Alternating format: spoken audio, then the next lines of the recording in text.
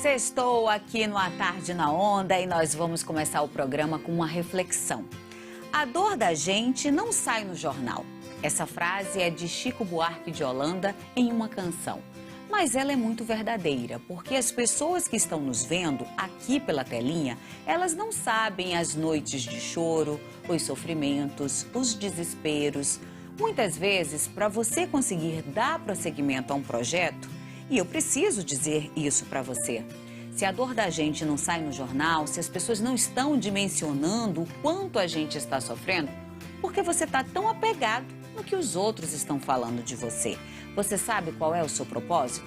Você sabe para que você se levantou hoje? Então segue firme, adiante, porque eu estou aqui para dizer para você que vai dar tudo certo. Não desista.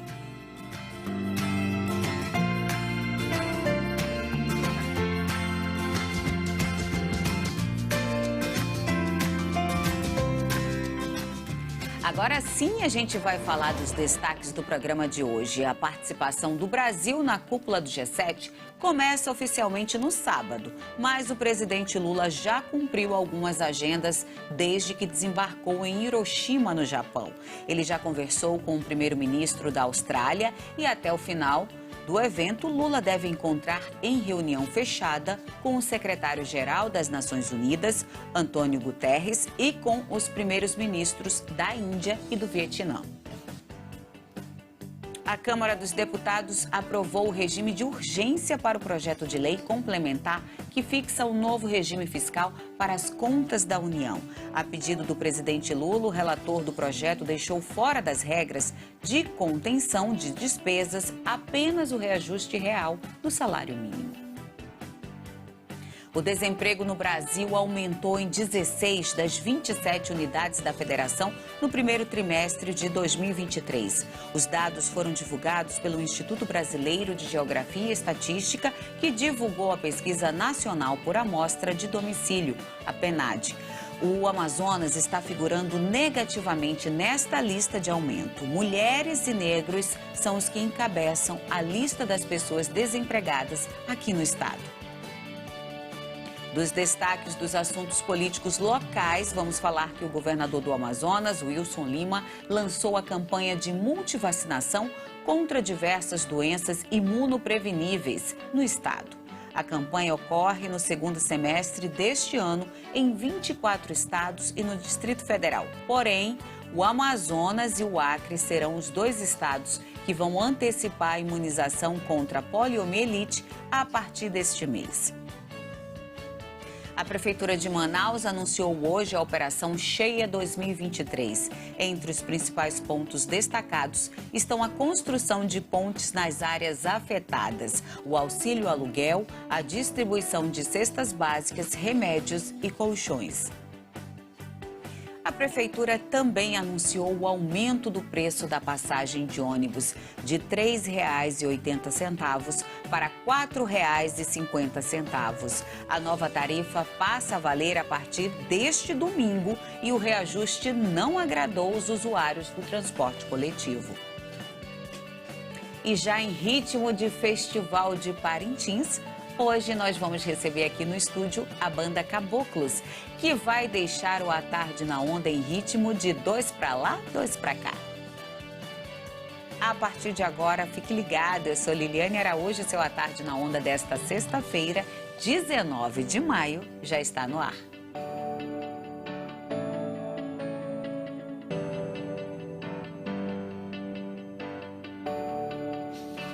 E como de costume, antes da gente começar o nosso debate político, eu quero saber se você já está seguindo as nossas redes sociais. Se ainda não, aproveita para apontar a câmera do seu celular para este QR Code que está aparecendo aí no canto do seu vídeo, para você ficar por dentro de tudo que acontece aqui nos bastidores do A Tarde na Onda. E aproveita que você já está com o celular na mão e segue o meu Instagram, @Liliane Araújo Oficial, que eu também compartilho tudo sobre o programa. Agora sim, nós vamos iniciar o nosso debate político e já está aqui comigo no estúdio o advogado e comentarista Maicon Monteiro. Boa tarde, doutor Maicon, seja bem-vindo. Boa tarde, Liliane, boa tarde a todos, aos nossos internautas que estão assistindo. estão aí empenhados em saber e ter muito conhecimento nessa onda do À Tarde na Onda. Também está aqui comigo no estúdio a advogada e comentarista Eucilene Rocha. Boa tarde, doutora Eucilene. Seja bem-vinda aos estúdios aqui da Rede Onda Digital. Boa tarde, Liliane. Boa tarde, Maicon. É um prazer estar aqui pessoalmente conhecendo o espaço. Boa tarde a você que está aí nos ouvindo. E daqui a pouco a gente vai participar desse debate político maravilhoso, sempre promovido pela Tarde na Onda. E a gente resolveu inovar, né? 2 pessoas no estúdio comigo e 2 pessoas também pelo VMix. É por isso que eu vou convidar aqui o nosso parceiro, o advogado e comentarista Anderson Fonseca. Boa tarde, doutor Anderson. Seja bem-vindo. Boa tarde, Liliane, nessa novidade hoje, nessa sexta-feira, mas antes de sextar, à tarde na onda, para nós comentarmos os assuntos de relevo da nossa política local e do Brasil. Quem também vai se juntar conosco a esse debate é o Dr. Robson Parente. Dr. Robson, que fala com a gente direto de casa, não é isso, Dr. Robson? Boa tarde. Boa tarde, Liliane. Sim, de casa hoje, mas sempre presente. Boa tarde, Michael. Boa tarde, Eucilene. Boa tarde, Anderson. Esperamos ter um bom debate aqui hoje. Então pronto, vamos começar agora. A gente já começa falando dessa agenda do presidente Lula ao Japão, né? A participação do Brasil na cúpula do G7 começa oficialmente sábado. Mas o presidente Lula já cumpriu algumas agendas desde que desembarcou em Hiroshima. Cumprindo uma agenda de reuniões bilaterais, ele conversou com o primeiro-ministro da Austrália. Desde 2018, que não havia um encontro entre esses 2 países. Eles conversaram sobre a ampliação das relações Brasil-Austrália, Copa do Mundo de Futebol Feminino, que inclusive o presidente Lula recebeu o convite para assistir em junho. O governo federal publicou um vídeo de apresentação da participação do Brasil no G7. Vamos assistir antes da gente começar a entender aqui como é que vai ser essa agenda do presidente Lula? O convite do primeiro-ministro do Japão, Fumio Kishida, para a participação do presidente Lula na cúpula do G7 é uma evidência do peso e da importância do Brasil na arena internacional. É um reconhecimento de que o nosso país tem contribuições relevantes a dar para o enfrentamento dos diferentes desafios que a humanidade enfrenta atualmente. O Brasil traz ao encontro a voz daqueles que almejam um desenvolvimento justo, inclusivo e sustentável. A visita do presidente Lula a Hiroshima realça também a tradicional amizade entre o Brasil e o Japão. Somos 2 países distantes no globo, mas unidos por profundos laços humanos. O Brasil abriga a maior comunidade de nipodescendentes fora do Japão e o Japão conta com a 5ª maior comunidade brasileira no exterior. Esse é um vínculo único que queremos sempre cultivar. Dr. Maico, a principal discussão do G7 será a cooperação entre os países para evitar crises, com foco em segurança alimentar. Ao longo do sábado, o presidente Lula terá reuniões reservadas com pelo menos 6 autoridades para falar desse assunto. Como é que você avalia esse momento aí dessas reuniões aí? Bom, o que ocorre? Estar presente nessas reuniões com os maiores players do mundo é muito importante. Mostra, sim, a hegemonia do Brasil e a importância dele em participar disso. O ideal seria ele também estar sentando à mesa para poder decidir algumas coisas referentes a esses assuntos. Mas o fato de ter essa proximidade é porque esses países também necessitam de algumas coisas do Brasil.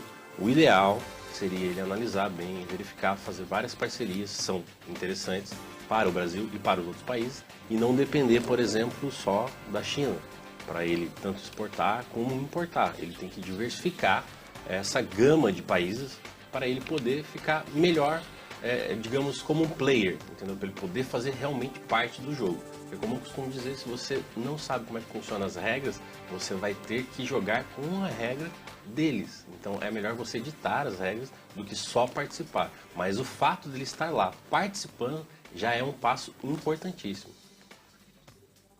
Doutor Anderson, outro tema que será abordado no G7 é sobre as relações trabalhistas, especificamente sobre a situação de trabalhadores de aplicativo. O presidente Lula também falou disso com o primeiro-ministro da Austrália. Você acredita que vem novidades nesse segmento para o Brasil?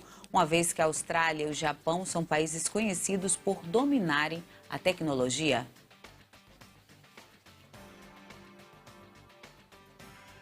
Eventualmente nós vamos ter alguma novidade aí, Liliane, no que diz respeito a este assunto, mas eu acredito que a expertise brasileira neste caso é quem vai ajudar os nossos irmãos aí do outro lado do mundo, né, da Austrália e do Japão, no que diz respeito a essa implementação desses aplicativos, né, porque eles foram criados com um propósito e são utilizados de uma maneira um pouco diferente daquela que nós temos aqui no Brasil, né. A ideia base desses aplicativos, como eles nasceram nesse mundo aí da Common Law, né, dos países do Norte e também aí na Ásia, é de ser uma complementação, algo a mais. Você está dando uma carona ali que é remunerada, né?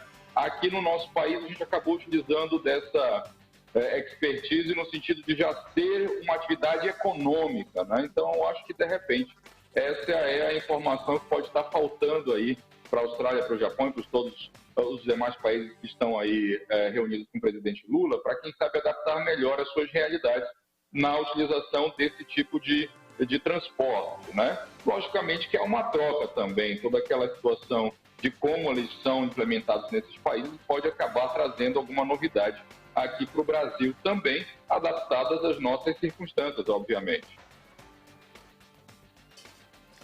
Doutora Eucilene, o Brasil e o Japão são países bem distantes geograficamente um do outro, mas que têm uma relação diplomática e comercial ativa há muitos anos. Qual é o panorama que você faz dessa parceria reafirmada pelo governo do presidente Lula? Bom, como bem colocado, né, a relação diplomática aí entre Brasil e Japão já vem aí há muitos anos, é o que eu acho que desde 1895, né, teve a assinatura aí do Tratado de Amizade, e aí teve vários outros tratados aí que o Brasil foi firmando com o Japão, né, ao longo dos anos. Vale a pena também frisar que o brasileiro, ele, pelo menos mais ou menos 70% dos brasileiros, eles entendem o Japão como uma influência muito positiva, né? Então, o Japão ele tem uma boa receptividade aqui por parte dos brasileiros, e no Japão também ali já diminui um pouquinho o número, em torno de 40%, mas também é bem positivo. Nesse sentido, eu vejo que essa parceria, esse trabalho que está sendo entre Brasil e Japão, bem positivo para o Brasil, né? Essa participação do nosso presidente é bem positiva, então eu acredito que venham aí bons resultados aqui para o nosso país. Dr. Robson, o presidente Lula finalizará a participação do Brasil no G7 no domingo, em uma reunião reservada com o secretário-geral das Nações Unidas, Antônio Guterres, e com os primeiros ministros da Índia e do Vietnã. Além de estabelecer acordos comerciais, ele também deve falar de um tema delicado, que inclusive já tem tratativas no Ministério da Justiça e Segurança Pública, que aprovou ontem a adoção para simplificar a análise de pedidos de refúgio de pessoas da comunidade LGBTQIA+, não que seja o caso desses países, mas nós sabemos que muitos do Oriente Médio aplicam pena de morte ou prisão para gays, lésbicas, bissexuais e travestis. O Brasil vai facilitar a adoção dessas pessoas que pedem asilo. Qual é a análise que você faz disso? Eliane, em primeiro lugar é importante lembrar aqui que, tratando-se de uma reunião com a presença da ONU, o Brasil não apenas vai como convidado aqui, né, do G7, mas também como membro do G20 e futuro encabeçador e líder do G20, né? Que em dezembro desse ano o Brasil assume a cadeira de presidência do G20. Esse é um detalhe importante porque pesa politicamente a representação do que é estar no G7, que é um grupo majoritariamente de países já desenvolvidos, e no G20, que é um grupo que tem potência econômica com a presença de alguns países em desenvolvimento. Nesse cenário, a presença política do Brasil para a constatação, por exemplo, de normas que visem defesa de minorias é muito forte.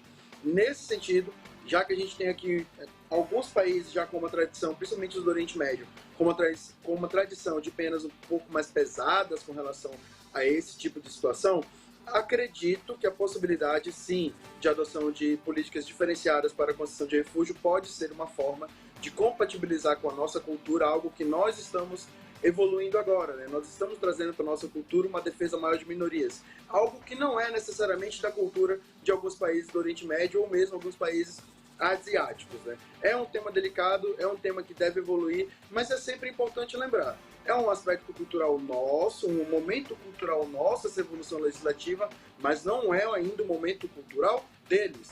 Então, eu entendo que, nesse sentido, o oferecimento de refúgio funciona assim como uma boa alternativa. Eu vou pedir para vocês continuarem aqui comigo, porque eu preciso fazer uma rápida pausa para chamar o intervalo comercial. E ainda nesta edição, a gente vai ter muito boi bumbá aqui no A Tarde na Onda com a banda Caboclos. O intervalo é bem rapidinho, não sai daí que a gente volta já.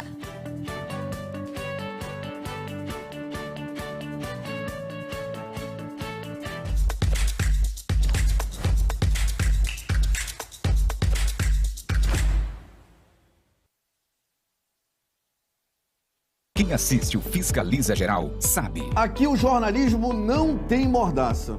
E a realidade de fato é revelada. Comece o dia com o jornalismo investigativo que fiscaliza os problemas das comunidades e a atuação do poder público. Com Alex Braga e Ananda Chama, você ganha voz para cobrar soluções das autoridades. Fiscaliza Geral, de segunda a sexta, das 7 às 9h30, na Rádio e TV Onda Digital. Quem assiste, sabe. Se você gosta de expressar sua criatividade com personalidade, o seu lugar é na Express. Seja para sua casa ou para sua empresa, a Express possui as melhores opções em serviços de comunicação visual e gráfica rápida.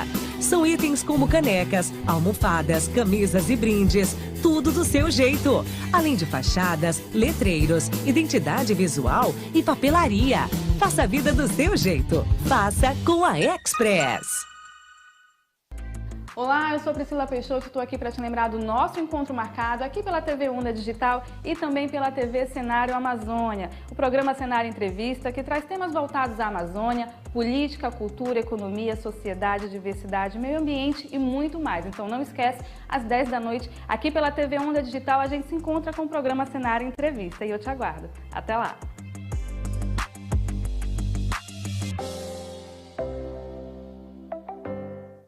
Quem assiste Onda News sabe. Aqui, você encerra o seu dia muito bem informado. Todas as noites você tem encontro marcado com Jackson Nascimento na tela da Onda Digital. Com um balanço geral dos principais acontecimentos do dia, reportagens especiais, boletins ao vivo e as principais notícias da região norte do Brasil e do mundo. Onda News, de segunda a sexta, das 19 às 20 horas, aqui na TV Onda Digital. Quem assiste, sabe. A Onda Digital está em todo lugar. Quem escuta pelo rádio sabe, aqui tem informação com credibilidade e muita música de qualidade. Quem assiste na TV sabe que nossa programação tem muita informação e jornalismo com seriedade. Quem acessa sabe, no nosso portal você fica por dentro das principais notícias que acontecem no Amazonas e no mundo. E isso tudo é feito por um time grande de profissionais comprometidos em levar a melhor informação até você. Ouça, assista e acesse. Onda Digital em todo lugar. Olá pessoal, tudo bem? Eu sou Hilton Ferreira e este é o nosso programa Segurança Agora. Agora todos os sábados no café, 8 horas da manhã, na TV Onda Digital. Segurança Pública, PM, Polícia Civil, Polícia Militar, Bombeiro, Detran, Polícia Federal, Rodoviária Federal, Exército, Marinha, Aeronáutica, Segurança Privada, CAC, tudo isso e o BO Evitável e a sua dica de segurança. Mas falando por você e quebrando a cerca de Jurubeba. Sábado. Quem assiste Onda News sabe. Aqui, você encerra o seu dia muito bem informado. Todas as noites você tem encontro marcado com Jackson Nascimento na tela da Onda Digital. Com um balanço geral dos principais acontecimentos do dia, reportagens especiais, boletins ao vivo e as principais notícias da região norte do Brasil e do mundo. Onda News, de segunda a sexta, das 19 às 20 horas, aqui na TV Onda Digital. Quem assiste, sabe.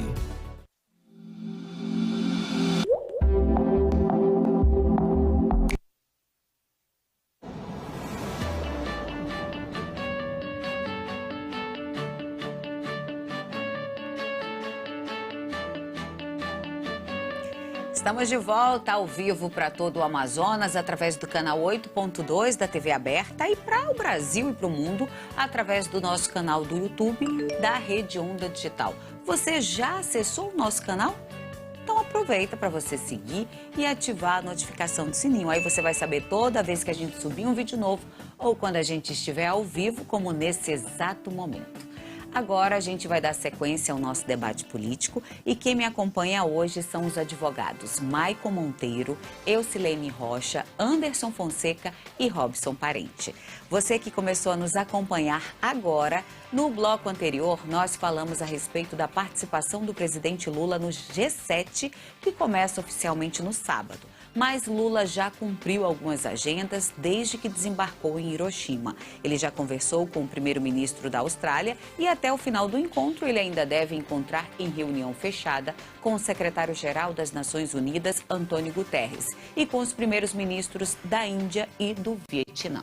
E agora a gente segue com o próximo assunto, que agora é sobre economia. A Câmara dos Deputados aprovou o regime de urgência para o projeto de lei complementar que fixa novo regime fiscal para as contas da União. A intenção do projeto de lei é manter as despesas abaixo das receitas a cada ano.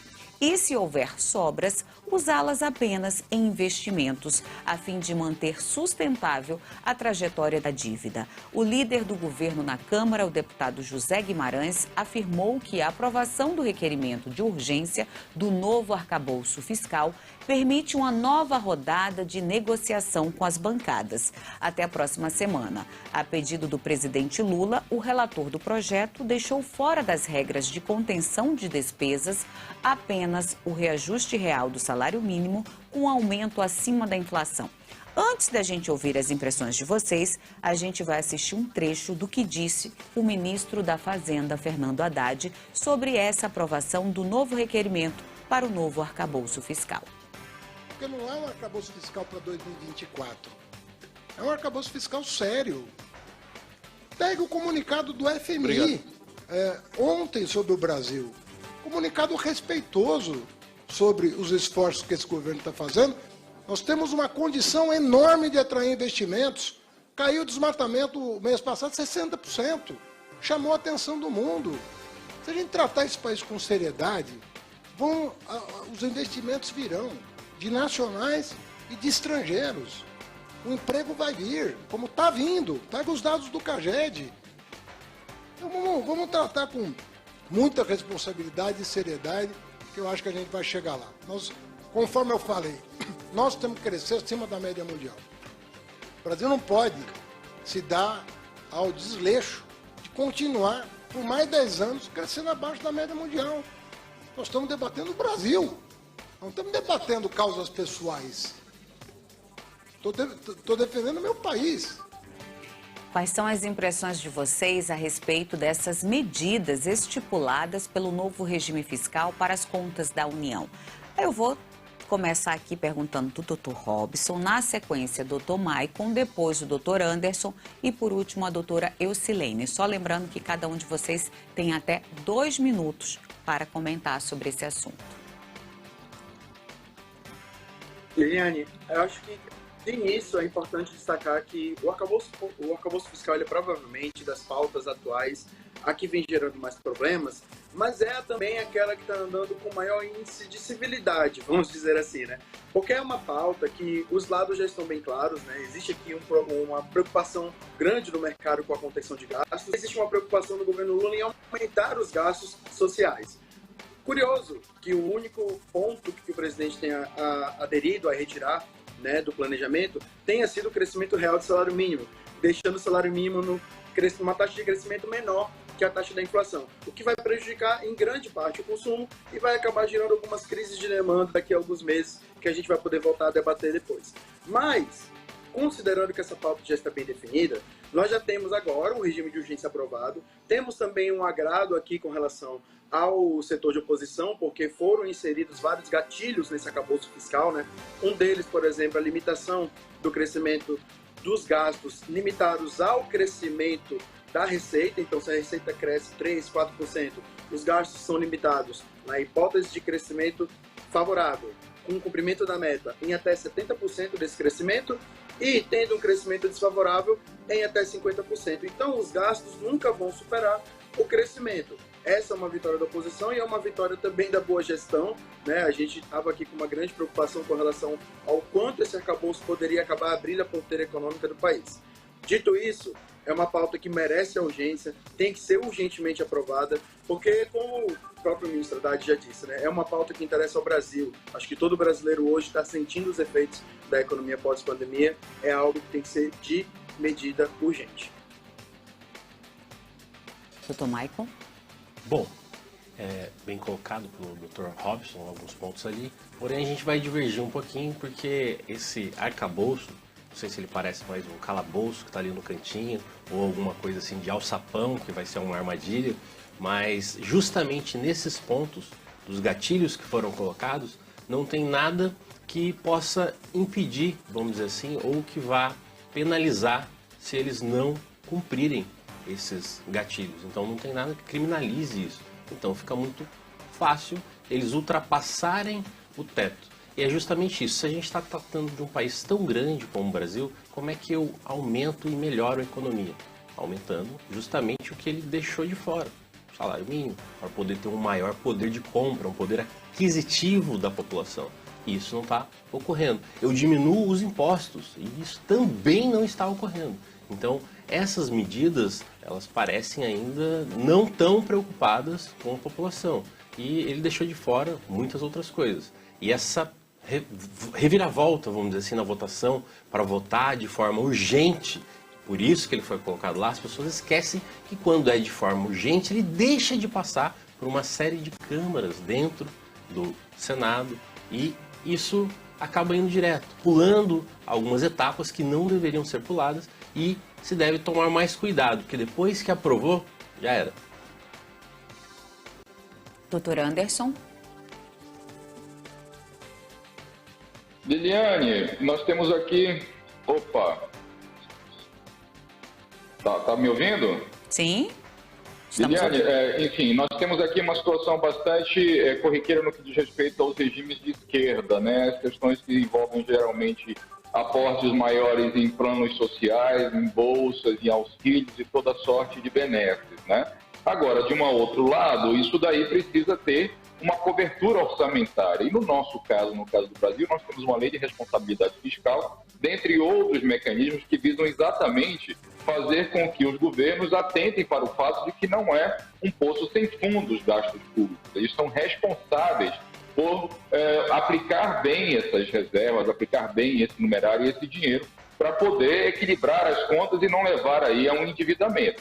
E esse filme, de certa forma, nós já vimos aí no período em que Lula e Dilma estiveram no poder. Nós tivemos aí baixa de IPI, nós tivemos aí um alto incentivo para o consumo, né, uma injeção de dinheiro na economia, né? Enfim, tudo aquilo que nós já lembramos de positivo. O que veio de negativo nessa circunstância foi posteriormente um endividamento que não saiu ainda do nosso radar, né? Muito embora ele tenha diminuído nos últimos anos. E agora, mais uma vez no poder, com todas essas constrições, parece que o governo está querendo aí, de alguma maneira, poder se resguardar para poder, de repente, utilizar desse mesmo mecanismo, que é fazer os gastos, é incentivar consumo, é poder colocar ali todas essas benesses que nós já estamos vendo que estão acontecendo no início deste ano. Agora, ainda existe um empecilho aí de toda a situação fiscal do nosso país. E também um filme que já foi visto, essa foi uma circunstância que levou ao impeachment da presidente Dilma. Então, não querem entrar nessa esparrela novamente. Para que isso não aconteça, é necessário mudar um pouco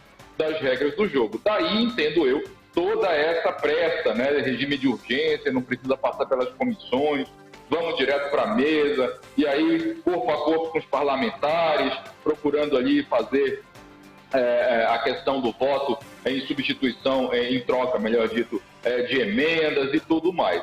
Nesses momentos é que temos que prestar cada vez mais atenção para não entrar naquilo que já mencionou meu amigo Michael aí, num calabouço fiscal. Daqui a pouco aprova-se isso a toque de caixa, começa-se a gastar e entramos mais uma vez numa situação de recesso, numa situação de perdas econômicas, ao invés de estabilizarmos a nossa economia e levarmos adiante aí um crescimento que pode até ser moderado, mas firme e sem esses problemas. Daí também se explica um pouco toda essa discussão que existe entre o governo e o Banco Central, toda essa situação de nós termos aí uma série de linhas de crédito que já estão sendo abertas para o Brasil, que o presidente Lula está conseguindo no exterior, mas que devem entrar aí no regramento do orçamento, não vai dar para gastar de qualquer maneira, ou como o governo pretende fazer. E enquanto ele não tem uma maioria no Congresso, vai tentando aí outras circunstâncias, como é o caso aí dessa do novo arcabouço fiscal. Vamos ver no que isso vai dar nos dias que se seguem.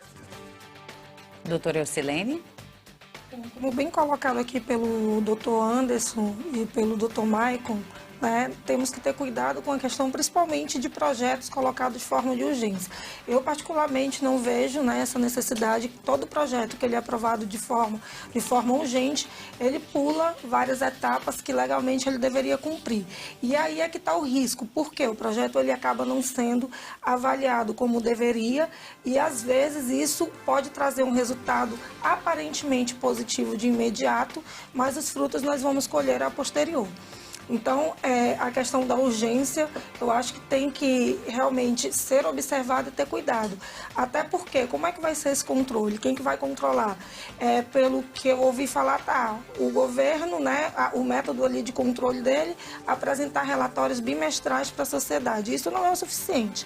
Relatórios, eles não demonstram realmente como é que vai ser esse controle, como é que está sendo utilizado, o que realmente está sendo feito, até porque são relatórios, são documentos e de repente ali pode faltar informação. Pontos importantes também foram deixados de fora, como o próprio salário mínimo, né, que realmente é uma injeção ali que dá na economia, porque o salário mínimo automaticamente ali, ele tanto contribui, tanto para a parte das pessoas que já estão aposentadas, pensionistas, tem 13º ali, como também para o trabalhador que trabalha ainda recebendo ali o salário mínimo, que a gente sabe que existe muito. Então, eu acho que tem que, não vejo essa necessidade de urgência e isso pode trazer realmente muitos problemas, depois malefícios para a sociedade a médio e longo prazo. Com toda certeza, tudo que é aprovado em caráter de urgência, às vezes, pode nos prejudicar. Tem aquela falsa impressão, né, de que a gente está avançando, mas aí pode ter uma casca de banana e a gente escorregar e vai ficar preso, né? Até se aprovar, até se fazer um novo arcabouço ou uma tentativa de alterar essas questões que podem nos prejudicar, isso leva tempo. E a gente vai continuar falando de economia. O desemprego no Brasil aumentou em 16 das 27 unidades da federação no primeiro trimestre de 2023. Os dados foram divulgados pelo Instituto Brasileiro de Geografia e Estatística, que divulgou a Pesquisa Nacional por Amostra de Domicílio, PNAD. As maiores taxas de desemprego estão na Bahia, 14,4%, Pernambuco, 14,1% e Amapá, 12,2%. As menores estão em Rondônia, 3,2%, Santa Catarina, 3,8% e Mato Grosso, 4,5%. Os dados indicam também uma taxa de desemprego de 8,8% da população, um aumento de 0,9 ponto percentual em relação ao trimestre anterior.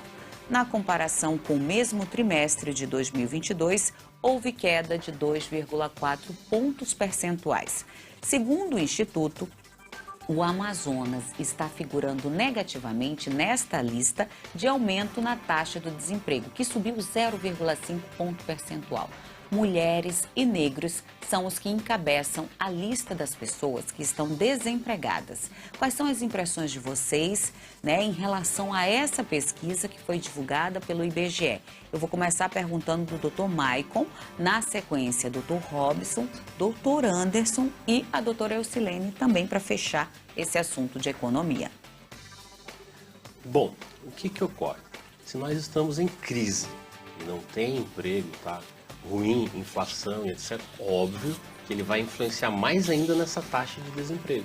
Então, o que acontece? Se eu já tenho vagas menores, porque as pessoas foram dispensadas, elas começam a se tornar mais difíceis, porque há uma concorrência maior para se chegar nessas vagas. E aquele percentual que apareceu ali do Amazonas, ele reflete diretamente no consumo. E é toda uma cadeia. Então, assim por diante. A inflação subiu, o desemprego começa a aparecer.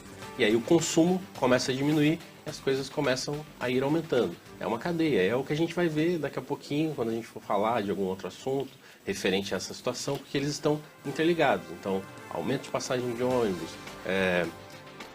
parar de comprar, de consumir, então isso vai refletir diretamente. E aí, assim por diante, crises internacionais, guerras, tudo influencia. É por isso que é preciso sempre saber as regras do jogo, senão você sempre vai ser prejudicado.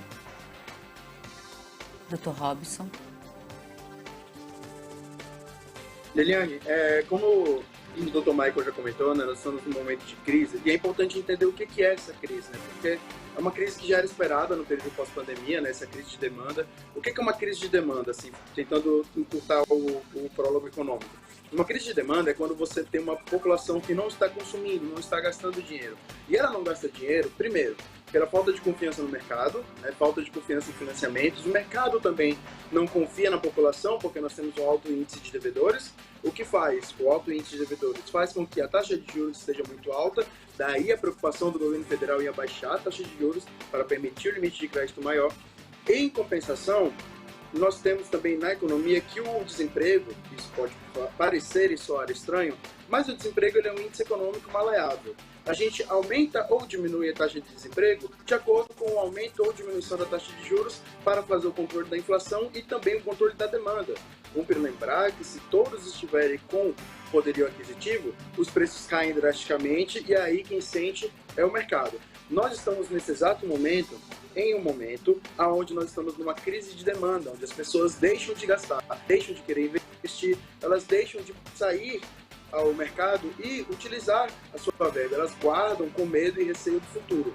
Para resolver isso, o melhor jeito é aumentar o poderio econômico da população e dar a linha de crédito. Como fazer isso é uma mecânica que no mundo inteiro agora nós estamos tentando resolver. Como gerar confiança do mercado para com o consumidor? Como fazer com que o salário seja equiparável aos custos e gastos de uma família, né? Porque, segundo últimas pesquisas, um salário mínimo realístico seria em torno de R$5.000, o que é completamente inviável.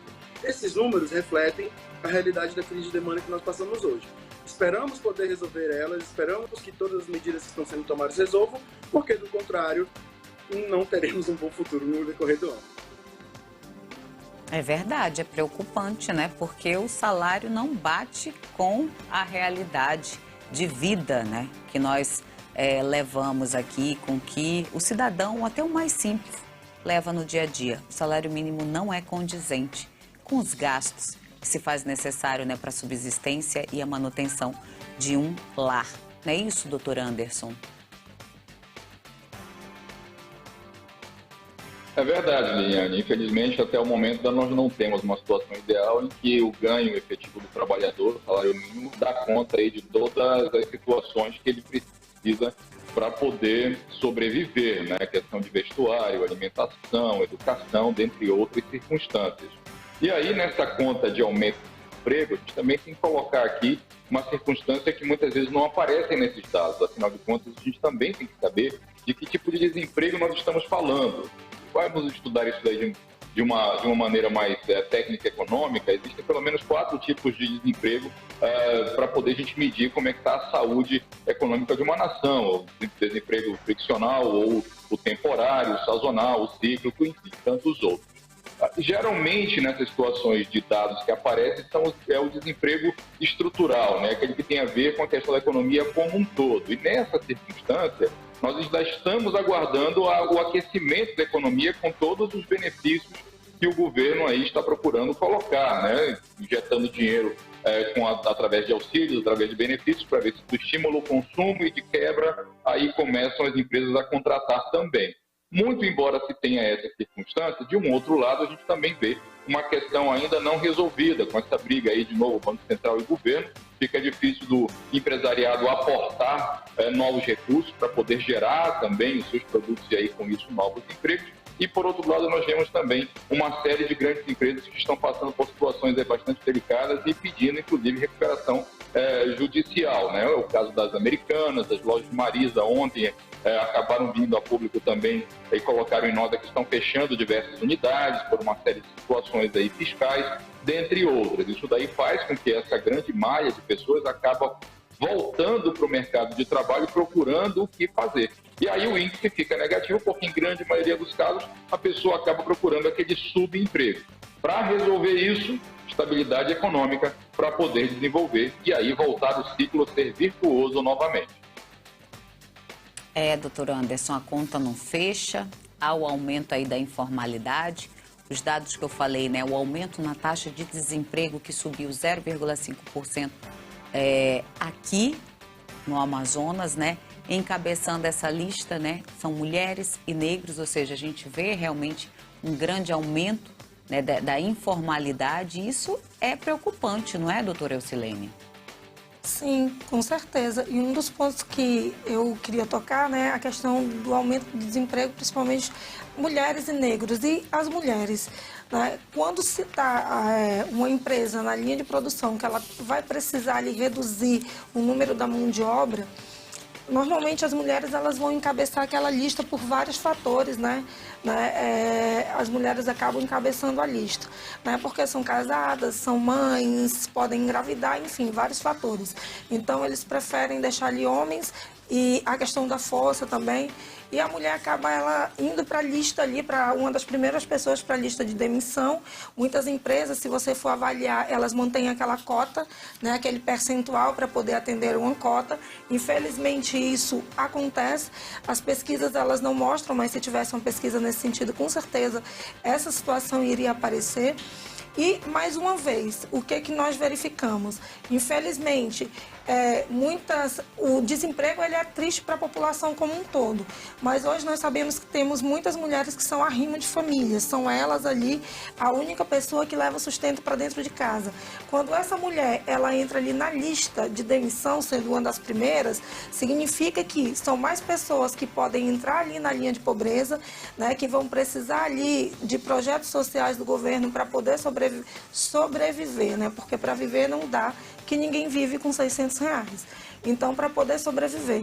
Então, o país ele está trazendo dados realmente muito preocupantes, porque o desemprego ele afeta toda a cadeia, né? Ele afeta tudo, afeta a nossa economia como um todo. E também a situação dessas mães, desses pais de família aí que estão desempregados, que provavelmente vão depender aí de uma bolsa assistencial para sobreviver nesse curto período. Então, é uma situação muito triste aí para o nosso país, esses dados.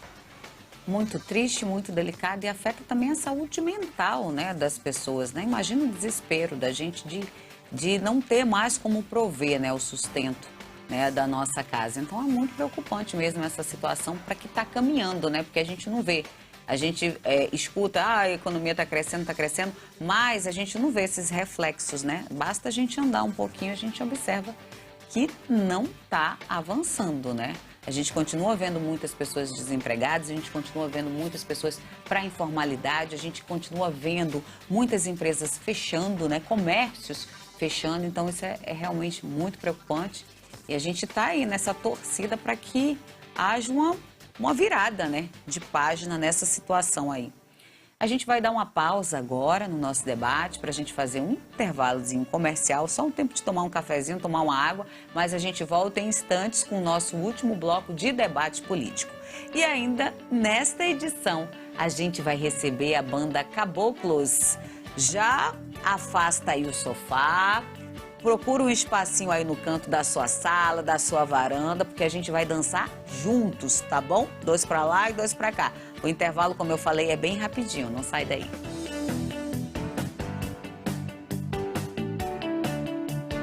Quem assiste o Meio-Dia com Jefferson Coronel sabe. Aqui, a hora do almoço é servida com muita informação.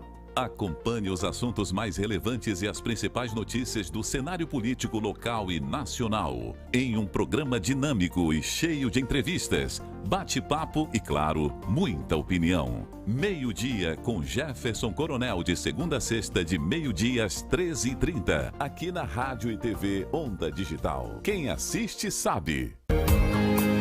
Quem conhece o Largo e o Teatro Amazonas sabem sua fama. Mas quando a gente fala de turismo, o centro tem vários lugares para visitar.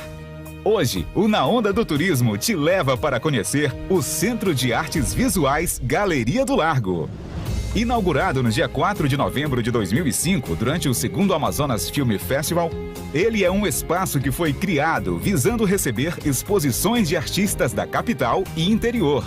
O espaço, antes de ser o que é hoje, já foi a moradia de políticos influentes e sede da construtora Raiol, que ocupou o espaço até 2005. Hoje é um local de referência de arte contemporânea na cidade de Manaus. Venha visitar o Centro de Artes Visuais Galeria do Largo e conhecer mais nossos artistas. Esse foi o Na Onda do Turismo. Olá, tudo bem? Eu me chamo Eudógio Gonçalves e estou aqui para fazer um convite a todos vocês. De segunda a sexta-feira nós temos um encontro marcado, sempre às 4h30 da tarde, aqui na tela do site Imediato. Programa Nacional 190, transmissão também pela TV aberta, canal 8.2, Onda Digital. Eu conto com a sua audiência.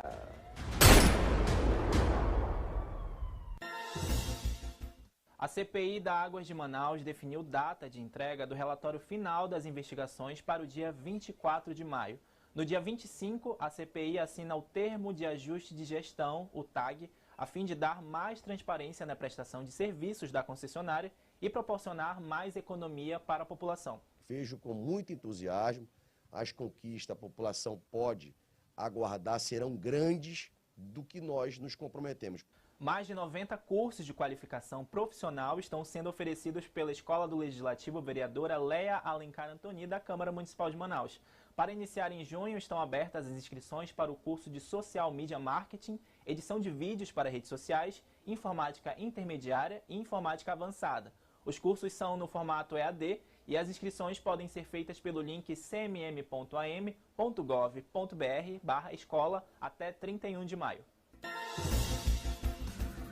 Quem assiste Onda News sabe. Aqui, você encerra o seu dia muito bem informado. Todas as noites você tem encontro marcado com Jackson Nascimento na tela da Onda Digital. Com um balanço geral dos principais acontecimentos do dia, reportagens especiais, boletins ao vivo e as principais notícias da região norte do Brasil e do mundo. Onda News, de segunda a sexta, das 19 às 20 horas, aqui na TV Onda Digital. Quem assiste, sabe.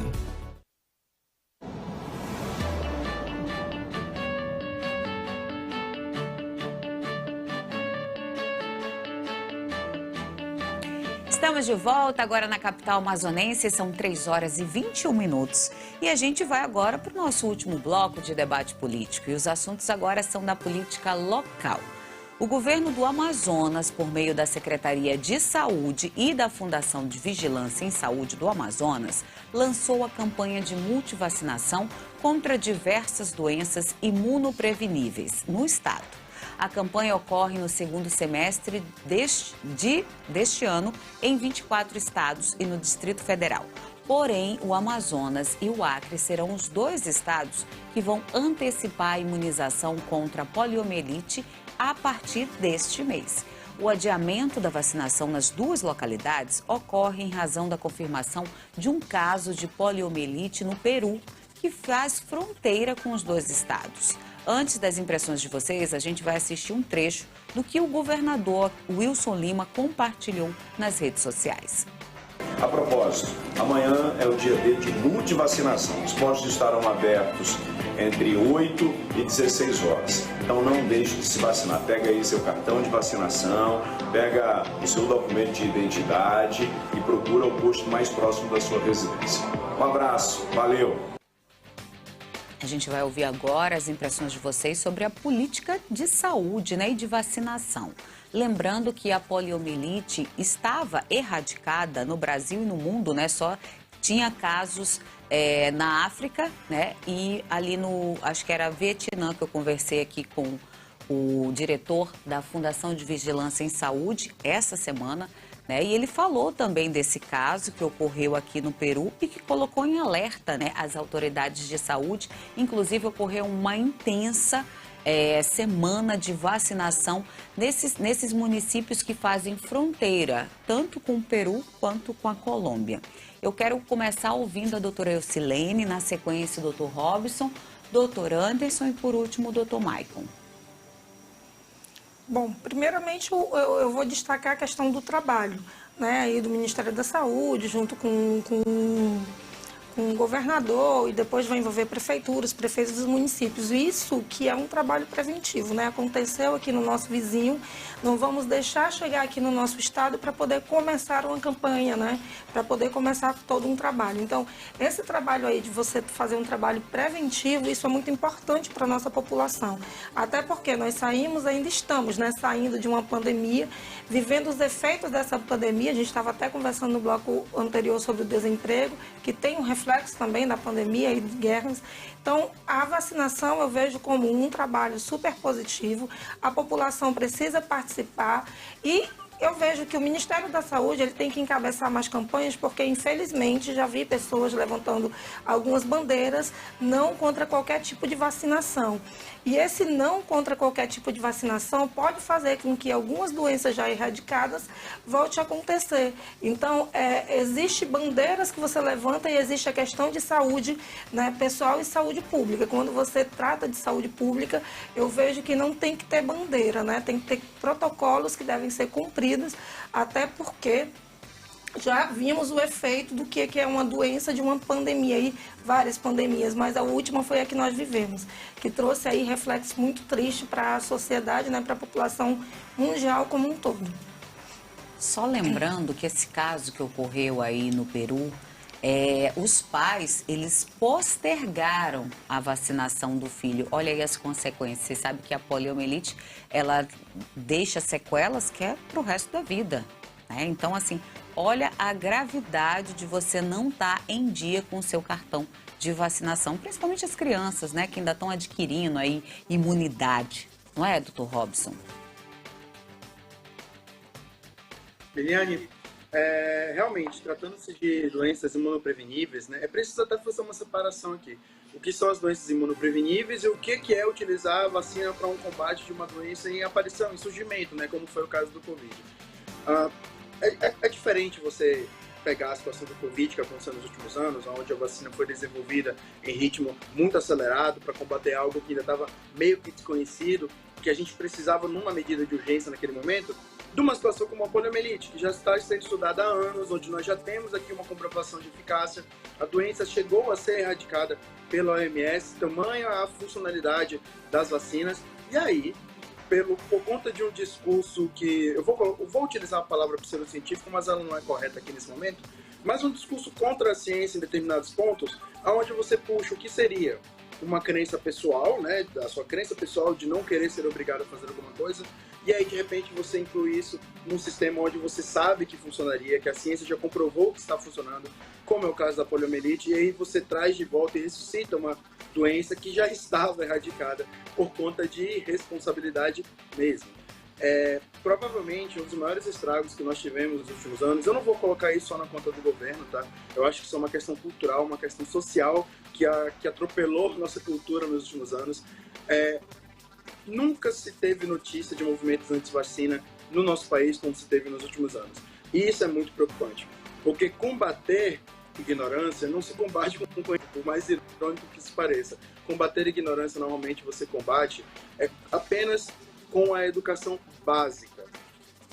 Falar com a pessoa sobre os aspectos técnicos da vacina, como que ela funciona, não adianta, não entra a ideia. Isso é algo que a gente vai ter que aprender ainda nos próximos meses, nos próximos anos, porque, infelizmente, o meu sentir é que o primeiro sinal que surge aqui com a poliomielite, quando nós estamos agora vivendo um período que nunca desde a implementação das vacinas nós vivemos, que é a baixa cobertura total de doenças imunopreveníveis, provavelmente isso vai piorar. E isso vai piorar pelo aspecto cultural que foi importado pela nossa cultura, que não é positivo, mas agora está aí para a gente ter que lidar.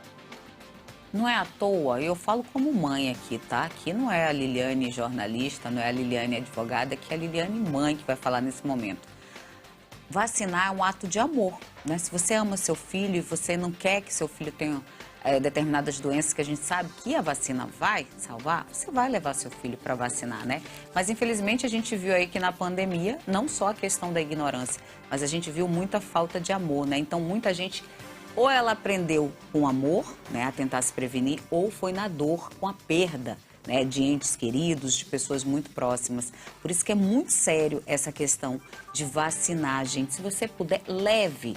E não é falta de pontos de vacinação, porque o que mais tem sido falado são essas salas de vacinação que estão sendo disponibilizadas. Eu estou falando aqui de Manaus, tá?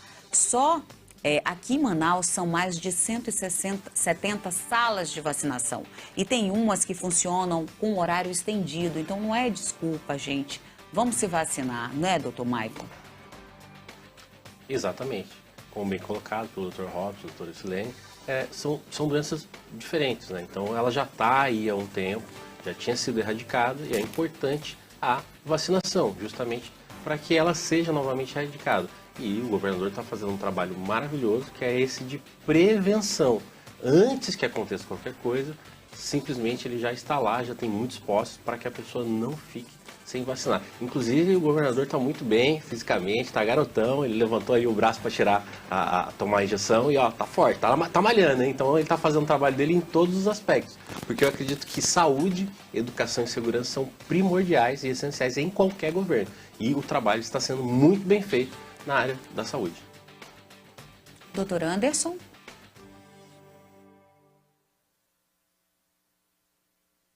Liliane, falta pouco aqui, quem sabe que eu possa acrescentar a este debate que já não tinha sido dito pelos meus amigos e também por você, ao mencionar a questão de vacinação ser um ato de amor. Mas a gente coloca aqui nessa situação também o fato de que o governo está procurando cumprir com a sua obrigação, né? Criar aí todos os mecanismos necessários, comprar as vacinas, colocar à disposição e chamar a população. A gente está vendo aí repetidas vezes até o próprio governador Wilson Lima dando o exemplo, já enrolando as mangas e tomando a vacina para mostrar que ela é segura e que é necessário que todos nós nos conscientizemos para que não tenhamos esses males que já foram erradicados retornando aqui na nossa região. O nosso Amazonas, a nossa região aqui, principalmente o nosso estado, já foi bastante conhecido no passado por ser a pioneira em erradicar uma série de doenças que ainda de vez em quando assombram o nosso país em outras unidades da federação e também de promover aí de maneira proativa, né, essas maneiras de procurar a população para que ela possa se conscientizar e vacinar. Então, basta agora que nós façamos a nossa parte, né? Se o governo está fazendo a parte dele, basta que a população agora se conscientize, que você em casa possa falar com seus familiares, a sua esfera de influência pessoal ali, os seus amigos, enfim, perguntar, já se vacinou, vamos lá, atualizar as carteiras, fazer aí todo o trabalho. E nesse sentido também, a gente dá aqui uma parabenização muito especial para todos os profissionais de saúde, né, que independente dos riscos, das situações, enfim, sempre estão postos aí a trabalhar, a levar adiante todos esses projetos, esses mutirões, muitas vezes sacrificando horários pessoais, em particulares que poderiam estar com suas famílias, mas estão aí fazendo jus ao seu juramento, levando adiante essas circunstâncias. Então, vamos lá, não tem mais desculpa, vamos vacinar. É isso aí. E agora a gente deixa a saúde um pouquinho de lado para a gente falar do lado social da Prefeitura. A Prefeitura de Manaus realizou uma coletiva de imprensa hoje pela manhã para o lançamento da Operação Cheia 2023. Entre os principais pontos destacados estão a construção de pontes nas áreas mais afetadas pela subida das águas do Rio Negro aqui na capital, o auxílio aluguel, a distribuição de cestas básicas, remédios e colchões. A Prefeitura está se antecipando para evitar grandes desastres. Quais são as impressões de vocês? Eu já começo perguntando do doutor Anderson, na sequência, doutor Maicon, doutora Eucilene e, por último, doutor Robson.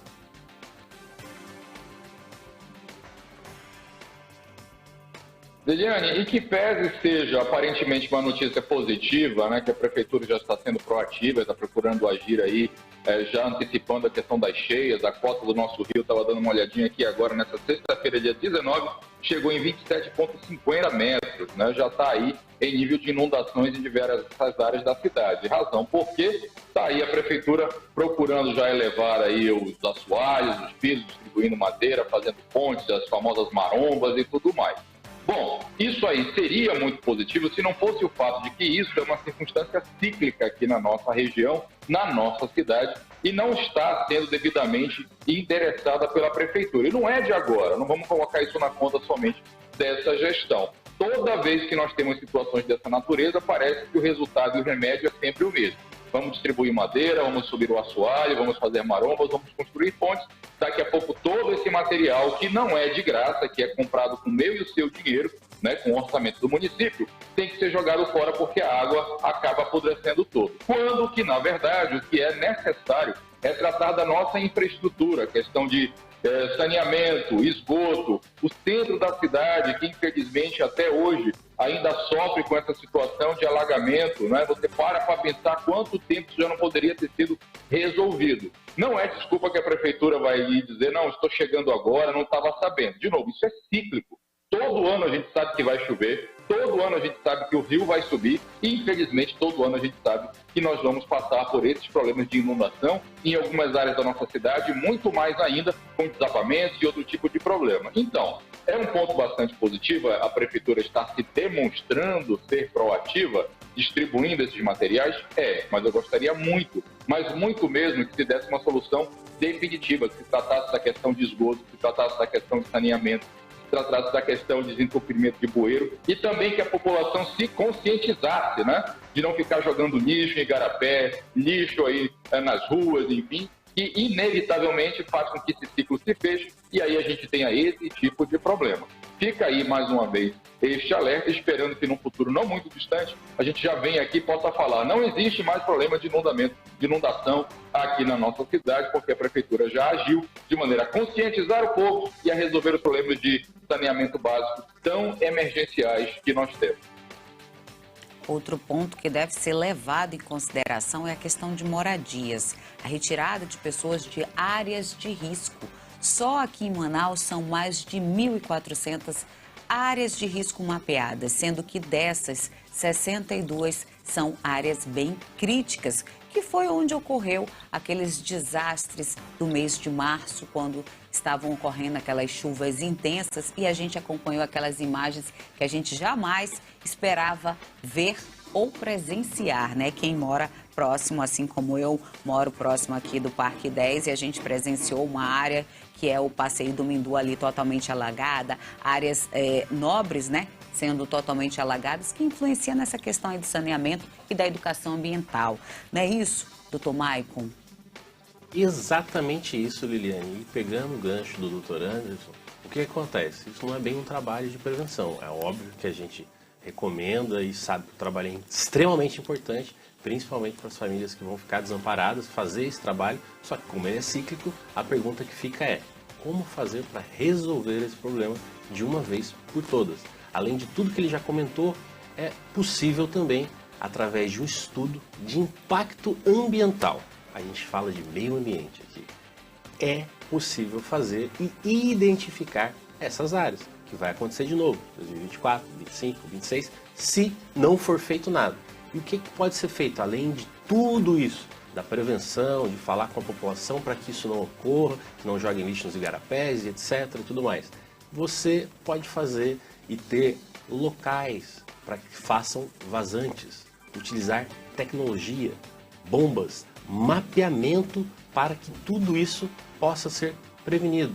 Quando começar a encher, você conseguir tirar do local e levar para outro através de bombas ou reservatórios grandes para que façam comportas e tratamento de água. Nós ainda não temos tratamento de água em todos os locais do Amazonas e nem em outras regiões do Brasil, mas não é só aqui. Isso é algo geral, assim, a nível Brasil. Mas, como a gente está falando do Amazonas agora e desse sistema, a gente precisa também implementar isso. Então tem uma série de estudos que podem ser feitos para que isso seja implementado de forma segura e não ocorra mais isso nos próximos anos. Obviamente que não vai ser de uma vez, e a gente precisa da participação do poder todo, tanto municipal, estadual, como federal. Aí sim a gente consegue resolver de uma vez por todas todos esses problemas de alagação, para que não ocorra mais. Isso já acontece em São Paulo, Rio de Janeiro, Minas Gerais, então é possível pegar esses exemplos, como também de fora, como eu vi que o governador recentemente fez isso fora também. O prefeito também costuma viajar fora, verificar algumas coisas que trazem impacto para a nossa cidade. Poderiam verificar isso também para que seja feito um estudo de impacto ambiental e sejam colocadas soluções para resolver de uma vez por todas esse problema. Doutora Eucilene?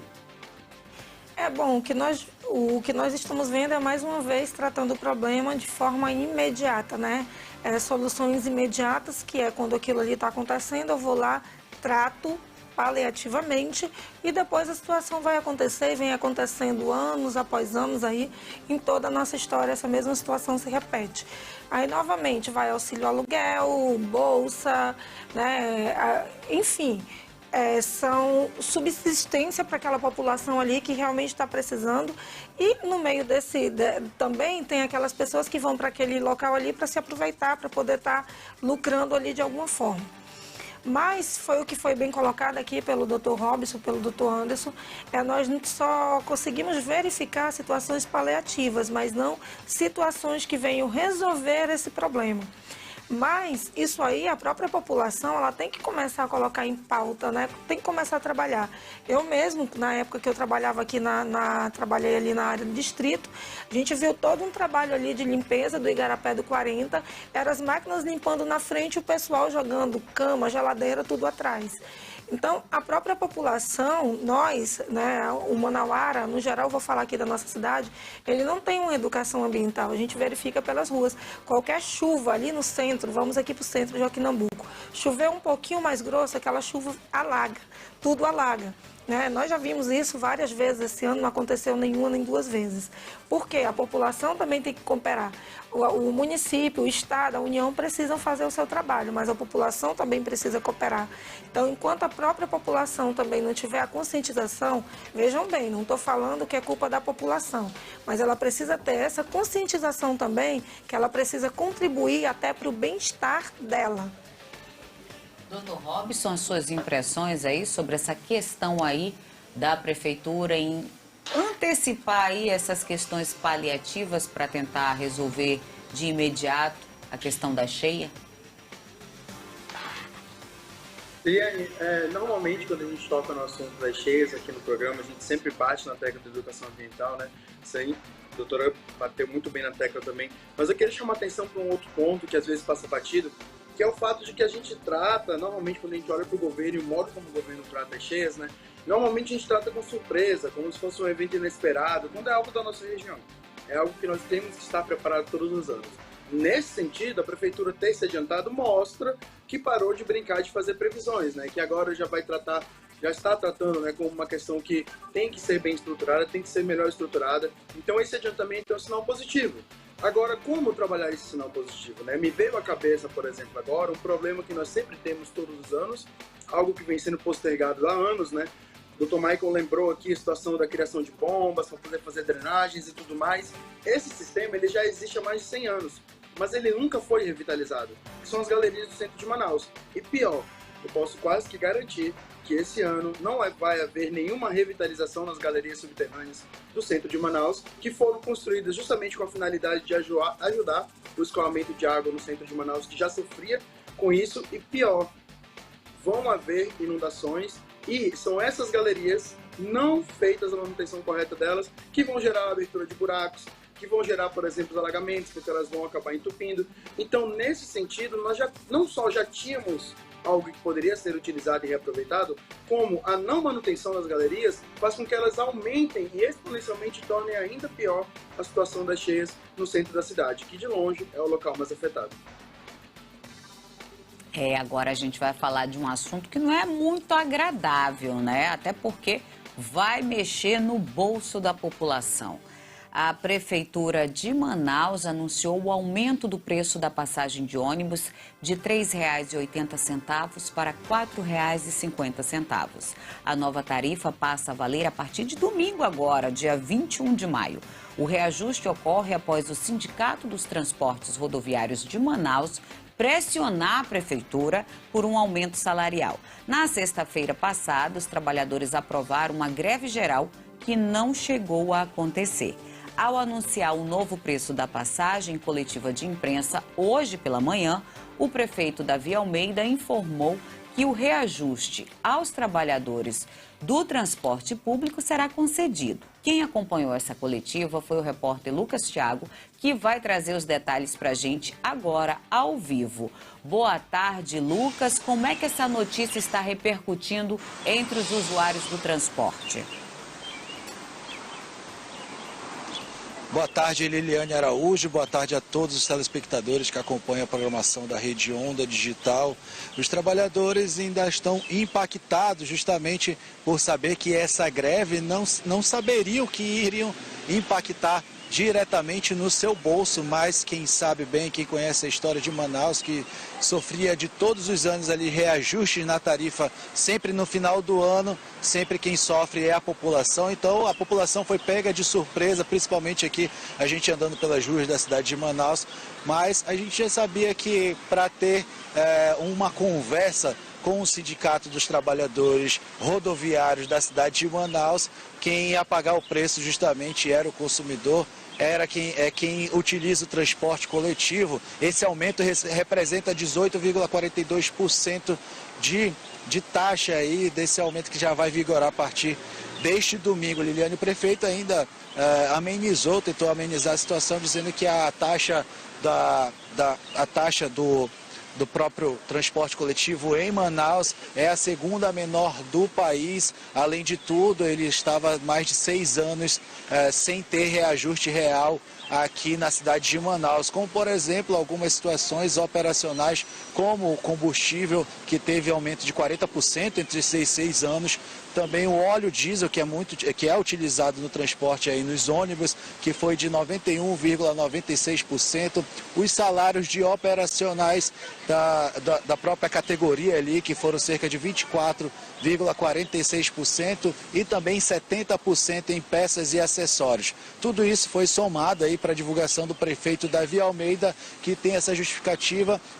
Vai ter o repasse, sim, já foi prometido, vai ter o aumento do repasse para o trabalhador rodoviário, mas quem vai sofrer a partir de domingo é a população. 4,50 mais 18,42% a mais na passagem de ônibus, lembrando que a meia passagem também vai aumentar, então vai para 2,25, a metade de 4,50 a partir deste domingo. E a gente acompanhou a coletiva, vamos acompanhar o que o prefeito Davi Almeida falou durante o seu pronunciamento, Lili.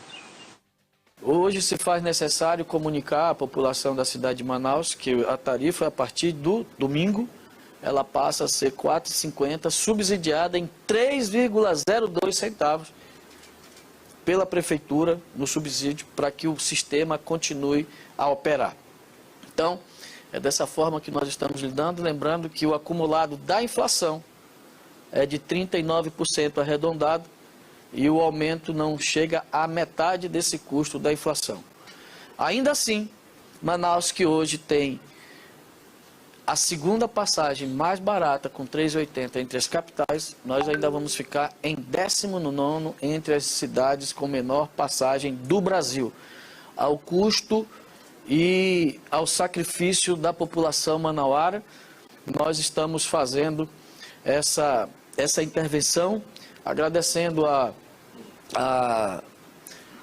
ao censo, né, do sindicato dos rodoviários, o sindicato dos empregadores e dos empregados, para que nós pudéssemos chegar a esse momento sem poder prejudicar a população. E a cidade de Manaus, então, vai continuar trabalhando, a prefeitura vai continuar trabalhando para que o sistema possa continuar funcionando sem prejuízo aos nossos usuários. Lembrando que a tarifa, para se manter o sistema, o nosso medo é que a cada ano, a cada mês, o custo vai continuar aumentando, porém o número de passageiros ele acaba diminuindo, e isso tem causado um problema muito grande. O sistema se mantinha com uns 23 milhões de passageiros e era bem superavitário. Foi caindo, diminuindo, e hoje nós estamos na faixa de 10 a 11 milhões de passageiros. Precisamos melhorar o transporte coletivo, atraindo mais passageiros. Vamos fechar algumas parcerias, melhorar com ônibus com ar-condicionado para atrair esse passageiro e aumentando o mínimo possível a passagem, que passa de R$ 3,80 para R$ 4,50. No aumento da taxa de desemprego no país, né, que reflete em 16 capitais, né, unidades da federação, na verdade, perdão, em 16 unidades da federação houve um aumento nessa taxa de desemprego, e Manaus, o Amazonas, configura dentro dessa triste realidade, com um aumento percentual de 0,5%, que reflete e muito na questão de pessoas desempregadas. E agora a gente recebe essa notícia, né, do aumento do preço da passagem de ônibus. O próprio prefeito falou aí que o número de usuários do transporte também vem diminuindo por conta disso, né? As pessoas já estão ficando até sem condições de se deslocar de um canto para outro. Basicamente, as pessoas trabalham para se transportar e comer, né? Nem mais para adquirir uma vestimenta ou ter um momento de lazer, né? Tá ficando difícil a situação do brasileiro. O que vocês acharam desse aumento agora, nesse exato momento, né, do aumento, da gente receber essa notícia aí, principalmente do usuário, né, de quem faz uso? Eu já fiz uso do transporte coletivo, eu sei o quanto é complicado a gente depender de um transporte público que muitas das vezes não oferece um serviço adequado e nem de qualidade para a gente estar se deslocando de um ponto ao outro aqui na nossa cidade. Só lembrando que vocês têm um minutinho, tá, para essas considerações, porque o nosso tempo já chegou, né, no limite. Doutor Maicon. Bom, então vamos lá, exatamente isso. Quem é que gosta de aumento? Só que a gente está no meio de crise, acabamos de sair de uma pandemia, aumento de combustível. Quem é que paga o preço? Você, que é o usuário final do transporte. Será que não poderia ser feito de outra forma? Porque foi feita uma negociação entre os rodoviários e tudo mais. Será que não poderia trocar a empresa? Porque quem concede o serviço é a prefeitura. Ele não poderia arrumar uma outra empresa que tivesse interessado, de repente, de fora, para poder fazer um serviço de qualidade melhor? É um caso a se pensar. Doutora Eucilene? Bem colocado, como quem paga a conta no final é a população, né? O usuário de transporte coletivo. O prefeito falou ali, diminuiu o número de usuários. Diminuiu. Tem a questão da qualidade do transporte e a questão da segurança, que eu acho que é o que mais pesa. Então, para quem assiste jornal, sabe que, bem dizer, todos os dias tem assalto em ônibus, tem isso e tem aquilo, tem em todos os locais, mas em ônibus em ponto principal. Então, eu acho que não é só a questão da qualidade de colocar um ar-condicionado, mas também nós precisamos trabalhar urgentemente a questão da segurança. E lamentável, né, que a passagem de ônibus aumentou e o número de desempregos também. Então, aí você vê que as informações elas não estão casadas. E aumentou 70 centavos. 70 centavos reflete muito na economia de muitas famílias aqui. Até porque tem a questão do troco também, né, gente? Então vai acabar ficando por R$5. Você acredita nessa possibilidade, doutor Anderson?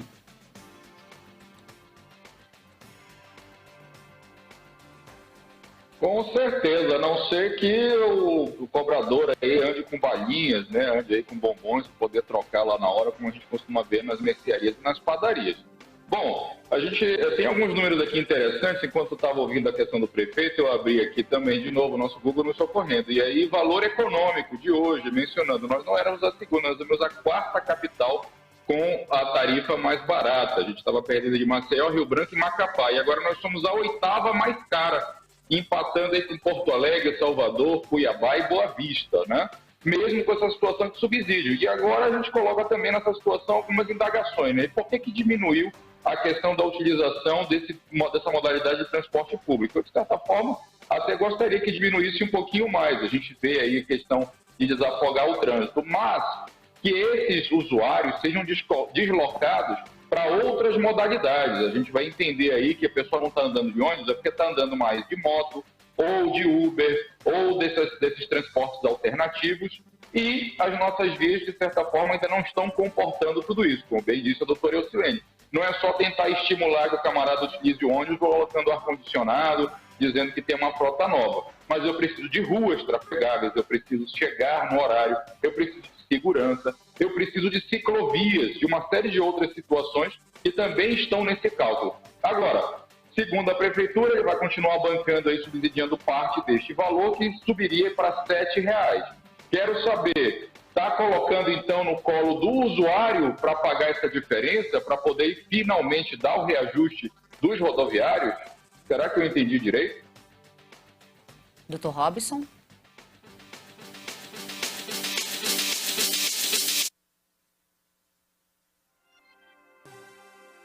Uma gafe com a administração pública, mas o que ocorre é o seguinte: o preço anterior da passagem, o preço cheio, tá? O preço anterior da passagem era de R$ 7,52, onde a prefeitura fazia um subsídio de R$ 3,72 e, portanto, o restante sobrava para a população. Ok. Agora nós temos um aumento de 70 centavos, né, na tarifa de ônibus, e aí a justificativa da prefeitura é de que tem que repassar o salário dos trabalhadores e a conta comissária e tudo mais. Ok, até aí eu consigo até acompanhar o raciocínio. O que eu não consegui acompanhar nessa conta inteira é que o subsídio de R$ 3,72 que era passado da prefeitura para o Sinetran, agora é de R$ 3,02. Então você tem uma diminuição no subsídio que a prefeitura passa para o Sinetran, em contrapartida você tem um aumento de 70 centavos. Percebe que a conta não bate? O que não está batendo aqui? Não houve um aumento real da passagem. A passagem continua com o mesmo preço no final de R$ 7,52. O que houve foi a transferência de 70 centavos que saíam do caixa da prefeitura, que agora vão sair do bolso do consumidor. E isso, no mínimo, é um pouco nefasto. Isso não bate. Essa conta não está fechando. A conta não fecha e quem paga é o usuário, né? Infelizmente, quem vai pagar é a população. Infelizmente, como eu falei, o nosso tempo chegou ao limite aqui. Já estão pedindo aqui para eu chamar um intervalo comercial, mas eu preciso agradecer aos nossos convidados pela participação no nosso debate de hoje, que foi um formato bem diferente, onde a gente pôde trazer várias opções e impressões, né, sobre as temáticas que foram discutidas aqui. Eu vou começar agradecendo ao Dr. Maicon Monteiro. Dr. Maicon, muito obrigado pela sua disponibilidade em estar aqui conosco ao vivo aqui do estúdio. Eu que agradeço novamente. Obrigado por estar com vocês aqui. É sempre um prazer estar contigo, doutora Liliane, doutora Eucilene, doutor Anderson e doutor Robson. É muito bom estar com vocês. Um beijo para todo mundo que está nos assistindo, para minhas filhas, Nathalie e Nicole, e para minha esposa Isla. Obrigada, doutor Maicon. Excelente final de semana. Vou agradecer também a doutora Eucilene. Muito obrigada, doutora, por vir aqui, conhecer aqui os nossos estúdios, debater conosco ao vivo, direto do estúdio. Muito obrigada. Eu é que agradeço, muito obrigada. É bem melhor estar aqui, né? É maravilhoso estar aqui nesse espaço. Então, também obrigada ao doutor Anderson, doutor Robson, doutor Maicon, a Liliane aqui, né? Então, e também me deixo aqui à disposição, né? Para sempre que precisar, estou aqui, né, para participar. Eu amei esse espaço, amo participar desse debate. Muito obrigada mesmo. Então pronto, já coloque na sua agenda, já diga para a gente os dias que está disponível, que a gente já vai organizar a partir de segunda-feira. E doutor Anderson, nosso parceiro aqui, também quero te agradecer pela sua contribuição hoje no nosso debate.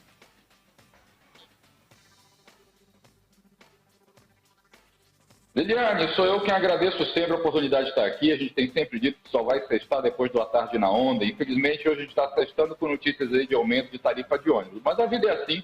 Vamos seguir em frente, que a luta continua. Muito obrigado a você que nos acompanha toda semana, que nos acompanha hoje. Muito obrigado a meus amigos que estão aí, doutor Maicon, Eucilene, Robson. Muito obrigado a você, Liliane, por proporcionar esses debates de alta qualidade para a sua audiência mais do que qualificada. E deixa eu dar um abraço e um beijo aqui para todos nós profissionais do direito e principalmente para os acadêmicos. Hoje é dia 19, dia de Santo Ivo e dia dos acadêmicos de direito. E nós sempre somos estudantes de direito, formados ou não. Fico aqui no finalzinho deixando a reflexão. Barack Obama, advocacia é uma profissão que não requer somente questões técnicas, é principalmente uma paixão pela justiça. Que essa paixão nunca apague dos nossos corações, que a gente continue evoluindo cada vez mais. Papai do Céu nos abençoe nesse final de semana. Se Deus quiser, semana que vem estaremos aqui. Tudo de bom e até lá. Obrigada mais uma vez, um excelente final de semana.